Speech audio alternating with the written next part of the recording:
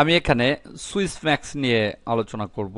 Swiss max হচ্ছে ফ্ল্যাশের জন্য একটা টুলস বলা যায়। এখান থেকে বিভিন্ন ধরনের অ্যানিমেশন তৈরি করা যায়।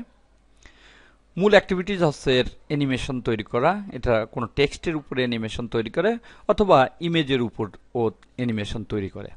তবে সবচেয়ে হেল্পফুল হচ্ছে টেক্সট অ্যানিমেশনের জন্য। এখানে শত শত অ্যানিমেশন ইফেক্ট দেওয়া আছে, জাস্ট কোনো একটা লেখার উপরে সেটা অ্যাপ্লাই করতে হবে। এটা হচ্ছে মূলত সুইস ম্যাক্সের কাজ। সুইস ম্যাক্স থেকে তৈরি করা ফাইল সেটাকে বিভিন্ন ফরম্যাটে আউটপুট করা যায়, যেমন SWF ফরম্যাট, যেটা হচ্ছে ফ্ল্যাশের ফাইল।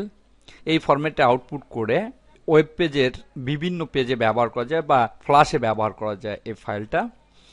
আবার এখান থেকে HTML এবং SWF দুইটা ফাইলই আউটপুট করা যায়। HTML হচ্ছে একটা language, hyper text markup language.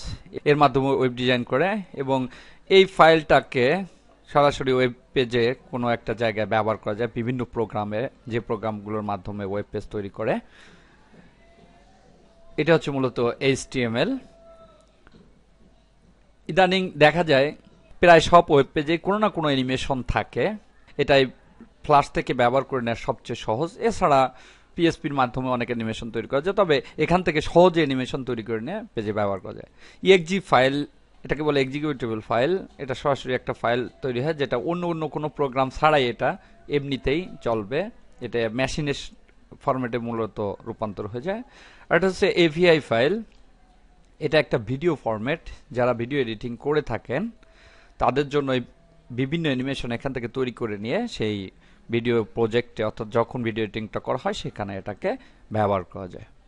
এটাই মূলত Swiss max. After all Swiss max হচ্ছে একটা অ্যানিমেশন টুলস, যার মাধ্যমে অ্যানিমেশন করে বিভিন্ন জায়গায় ব্যবহার করা যায়।